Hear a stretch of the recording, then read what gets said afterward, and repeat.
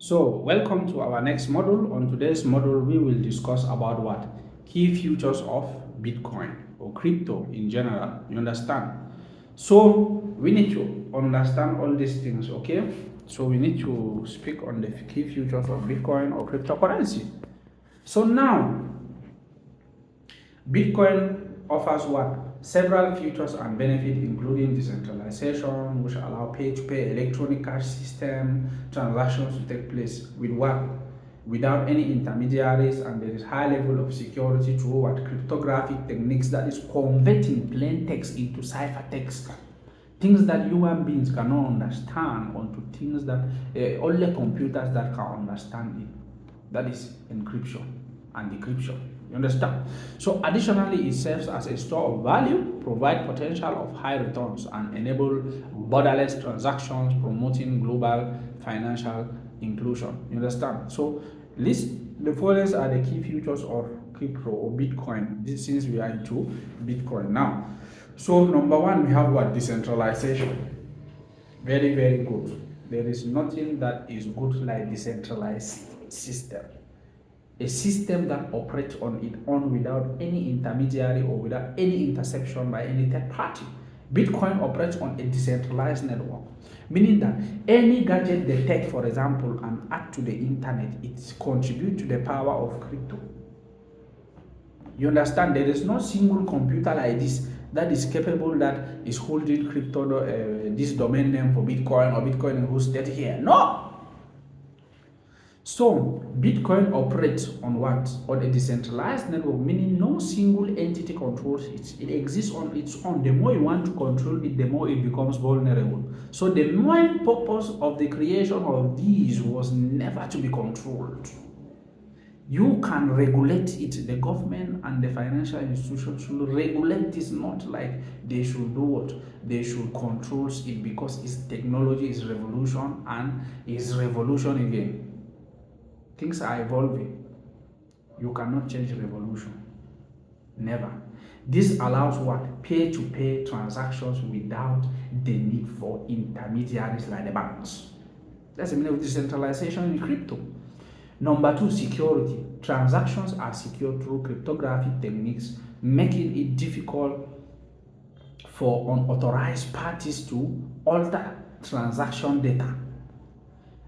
They can never modify a transaction that is recorded on a blockchain, that I have sent you $10,000, then you want to modify it and fake it, that is 20,000 or 12,000 or $1,000. Never.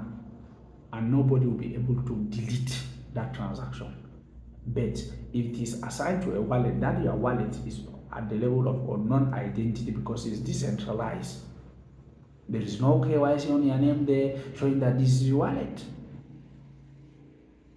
Number three factor, we have security. That is a transparency is coming after security. Very transparent. Why? All transactions are recorded on what? On a public ledger called blockchain. That is what you need to understand. Now, these things can do what? Which can be assessed by anyone, ensuring transparency in the system. If I send you crypto, for example, I will send you the blockchain explorer link or the transaction ID. When you take it to any blockchain network, you paste it there, you will be able to track the transaction, whether it is confirmed, whether it has changed, transferred from this wallet to this wallet, and so on and so forth. But nobody will be able to alter it or delete it or modify it.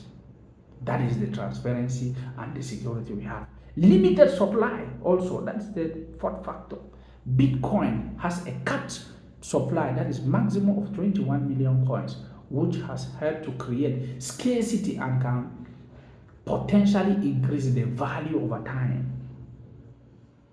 That is one of the business aspects that you need to understand. That is how it is being controlled in a way that it provides scarcity, so that the factors of demand and supply can set in for the people to buy and sell. So there is global accessibility. That is another feature. Bitcoin can access what and by used by anyone within the internet connection, promoting financial inclusion for unbanked population. So far as you have internet connection, no matter where you are located around the world, you will be able to have what? Access to cryptocurrency.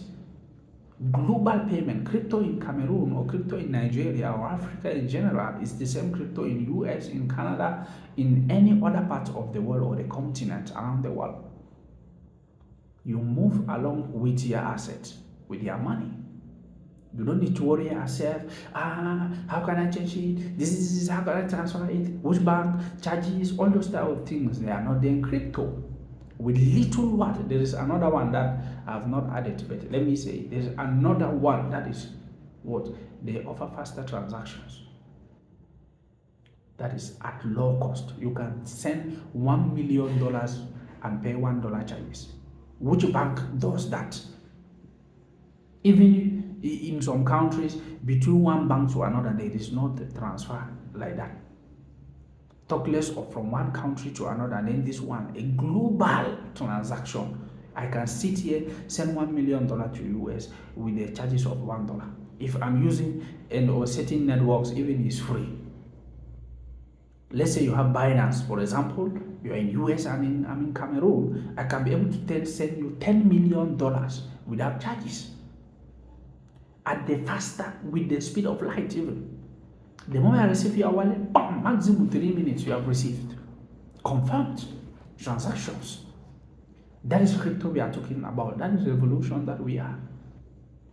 Benefits of Bitcoin, store of value, that one everybody knows it. Many view Bitcoin as what? As a digital gold. Since you cannot have access to what? Move with gold, but you can move with Bitcoin. You can easily maneuver crypto than gold. Hedge against inflation in what? An economic instability, providing a way to preserve wealth. That's crypto we are talking about. Buying and selling, preserving cryptos. When the value increases, you make more. Potential for high returns. Bitcoin has historically shown significant price appreciation, attracting investors looking for high returns again. That's the importance of it. That's why we are into it. We are trading it. You can buy it, use it as a means of payment. You can buy it, store it, price appreciate it, you make money again. You can speculate on it, trade, and so on and so forth. Like futures trading, option trading. Self-custody. Users have the option to hold their own Bitcoins in personal wallets, giving them full control over their assets without relying on third parties. Meaning that when you store crypto, that's what we call private keys. Your wallet is private. You have their keys to your wallet. You have the keys to your bank. You are the bank of yourself.